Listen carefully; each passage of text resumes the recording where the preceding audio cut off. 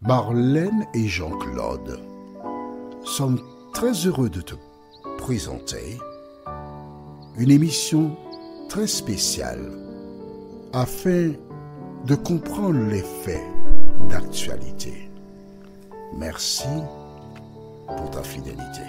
Merci d'être là, avec moi, assis au pied du Créateur des cieux et de la terre.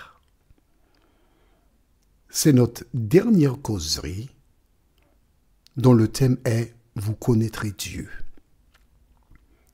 Pourquoi est-il fondamental pour toi de connaître Dieu? C'est ce que nous verrons ensemble dans un instant. Nos références bibliques sont Jean chapitre 8, verset 32.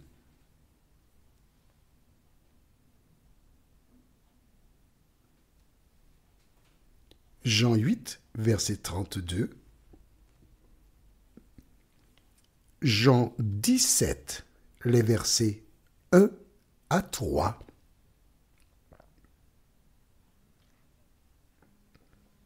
Ésaïe 9, verset 5. Et Matthieu 1, versets 22 et 23. Je ne t'ai pas donné toute la Bible, n'exagère pas. Je reprends, d'accord. Jean 8, verset 32. Jean 17, verset 1 à 3. Ésaïe 9, verset 5. Et Matthieu 1, verset 22 et 23. Avant d'aborder le thème, recherchons une fois de plus le Saint-Esprit qui seul nous convainc et nous conduit sur le chemin du salut. Prions. Notre Seigneur et notre Dieu, nous voici devant toi, là, afin de recevoir ta bénédiction. Alors que nous nous apprêtons à ouvrir le Saint-Livre, nous ne voulons pas le prendre comme un ouvrage quelconque, mais bien comme ce qu'il est, le guide qui nous conduit à bon port. Saint-Esprit, merci de continuer ton œuvre dans nos cœurs et dans nos pensées, et permets qu'au terme de ce moment avec toi, nous puissions pleinement comprendre la parole et avancer dans le chemin du salut, nous t'en prions, au nom de Jésus pour ta gloire éternelle. Amen. Pourquoi le thème est « Vous connaîtrez » ? Tout simplement, notre première référence, c'est Jean 8, verset 32. Un jour, Jésus s'adressant à ses auditeurs déclara « Vous connaîtrez la vérité et la vérité vous affranchira. » Il faut connaître la vérité. Et lorsque tu connais la vérité va t'affranchir. Écrit dans le cahier. Mais si, le cahier de 300 pages. Jean 14, verset 6 déclare, c'est Jésus qui parle, il dit « Je suis le chemin, la vérité et la vie. Nul ne vient au Père que par moi. » C'est bon? C'est clair pour toi? On garde la même référence. On va remplacer donc « Vous connaîtrez la vérité ». On enlève « vérité », on remplace « vérité » par Jésus. D'accord? Le verset initial dit « Vous connaîtrez la vérité vous affranchira ». Mais nous remplaçons « vérité » par Jésus. Vous connaîtrez Jésus et Jésus vous affranchira. Il faut connaître Jésus pour qu'il soit en mesure de t'affranchir et que tu aies la vie éternelle. Est-ce que c'est clair pour toi? Ok. On garde la même référence. Et nous prenons Ésaïe 9, verset 5, qui dit « Car un enfant nous est né, un fils nous est donné, et la domination reposera sur son épaule. On l'appellera admirable, conseiller, Dieu, des majuscules, puissant, Père, P majuscule, éternel, prince de la paix. » On s'arrête ici. Nous reprenons notre même verset. Vous connaîtrez la vérité. Nous avons déjà fait, vous connaîtrez Jésus et Jésus vous affranchira. En nous appuyant sur Ésaïe 9, verset 5, nous pouvons aussi dire, vous connaîtrez le Dieu puissant et le Dieu puissant vous délivrera ou vous affranchira. On est d'accord? En gardant la même référence d'Ésaïe 9, verset 5, vous connaîtrez le Père éternel et le Père éternel vous affranchira. Est-ce que nous sommes d'accord? Est-ce que c'est clair pour toi? Parce que connaître Jésus, c'est savoir qu'il est Dieu. C'est le reconnaître comme étant Dieu. Si tu ne reconnais pas Jésus comme étant Dieu, comment peux-tu être sauvé?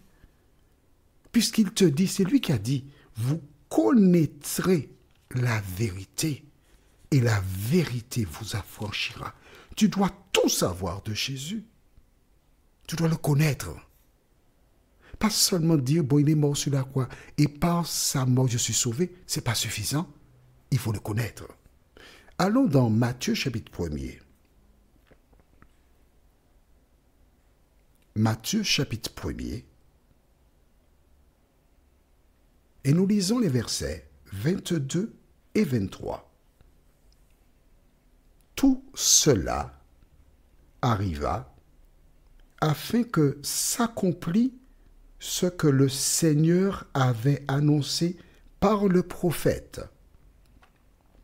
Voici, la Vierge sera enceinte, elle enfantera un fils, et on lui donnera le nom d'Emmanuel, ce qui signifie Dieu avec nous. Est-ce que c'est clair pour toi?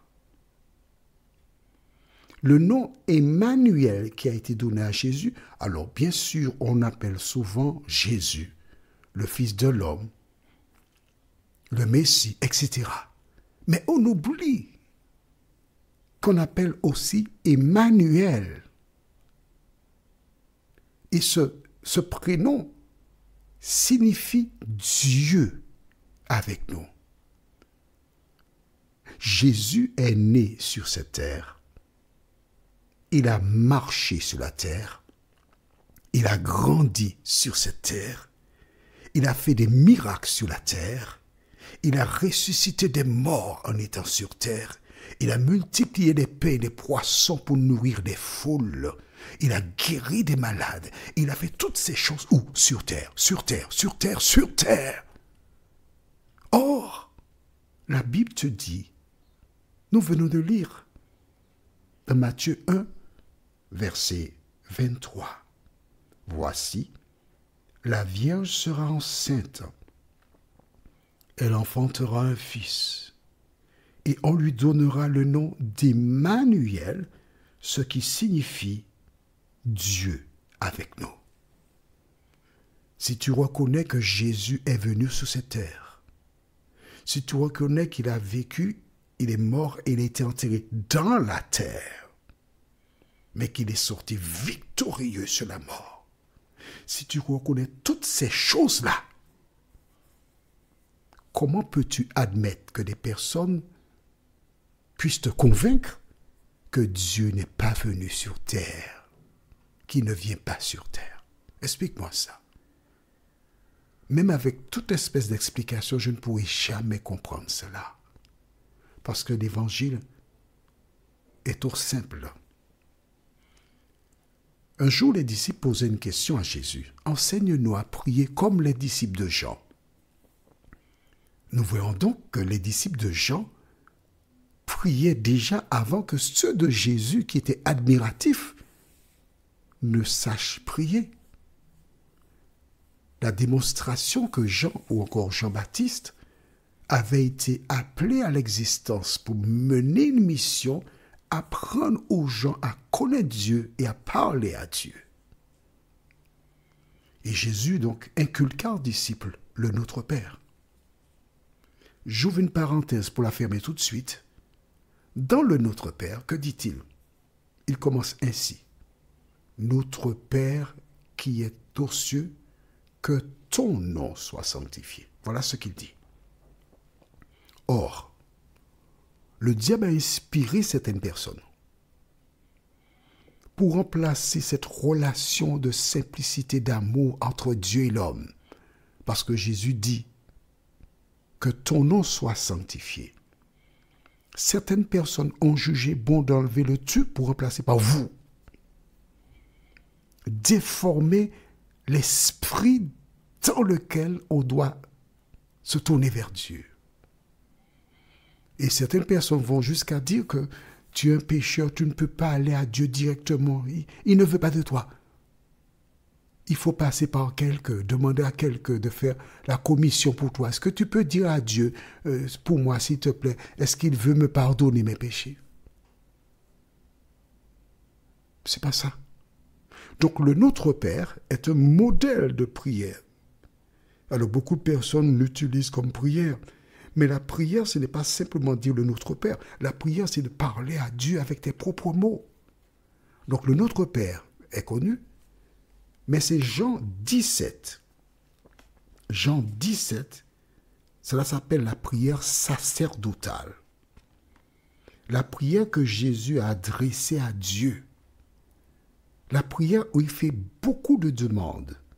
Et tu verras la longueur de la prière. Quand tu lis Jean 17, tu vois qu'il n'y a que 26 versets. Il existe des personnes, lorsqu'elles commencent à prier, tu as intérêt à avoir 2 coussins pour mettre sur tes genoux, parce que ces personnes commencent, elles peuvent rester là pendant une demi-heure à prier. Et tu verras la longueur de la prière. Du reste, quelqu'un a posé la question, nous aurons une série sur la prière. Ok? Une prière ne devrait pas excéder 3 minutes. Parce qu'il y a beaucoup de personnes qui sont là en train d'attendre la fin de la prière. Donc, elles ne peuvent pas bénéficier de la prière tant les prières sont longues et parfois beaucoup de répétitions. Qu'est-ce que Jésus dit? On commence par lire le verset 1 jusqu'au verset 3. Après avoir ainsi parlé, Jésus leva les yeux au ciel et dit, « Père, l'heure est venue. Glorifie ton Fils afin que ton Fils te glorifie, selon que tu lui as donné pouvoir sur toute chair, afin qu'il accorde la vie éternelle à tous ceux que tu lui as donnés. Or, la vie éternelle, c'est qu'ils te connaissent, toi, le seul vrai Dieu, et celui que tu as envoyé, Jésus-Christ. Or, la vie éternelle, c'est qu'ils te connaissent, toi, le seul vrai Dieu, et celui que tu as envoyé, Jésus-Christ. Alors, certaines personnes s'appuient sur ce verset pour dire, vous voyez, le Saint-Esprit n'est pas là. Mais rappelle-toi, nous avons que des éléments actifs à ce moment-là. À ce moment-là, le Saint-Esprit n'est pas encore dans l'action dans le cadre du salut des humains. Pas encore. Puisqu'il dit, il dira, il a déjà dit du reste, puisque c'est dans Jean, plus en avant, qu'il a dit qu'il demandera au Père d'envoyer l'Esprit de vérité. Dans Jean 16, on est tout près. Regardons le verset 13. quand le consolateur sera venu, l'esprit de vérité. Donc il n'est pas encore là. Il vous conduira dans toute la vérité, car il ne parlera pas de lui-même, mais il dira tout ce qu'il aura entendu et il vous annoncera les choses à venir. Et c'est lui de cet esprit qui scelle les gens pour le jour de la rédemption. S'il n'y a pas de cet esprit, tu n'es pas scellé. Et si tu n'es pas scellé, tu es célébrité. En clair, tu es perdu. Prions. Cet esprit, merci pour ta présence. Merci de continuer de nous éclairer, de nous conduire dans toute la vérité. Merci de nous garder, nous protéger. Et que jour après jour, nous puissions grandir. En toi, nous t'en prions. Au nom de Jésus, pour ta gloire éternelle. Amen. Que l'Éternel continue de te bénir et il me tarde de te retrouver. Nous sommes parvenus au terme de notre réflexion. Si d'aventure tu as une question, il te suffit d'envoyer un message par le biais de WhatsApp au numéro suivant, plus 596 696 88 93 93. Et alors Jean-Claude, moi, je me ferai un réel plaisir de répondre à ta question.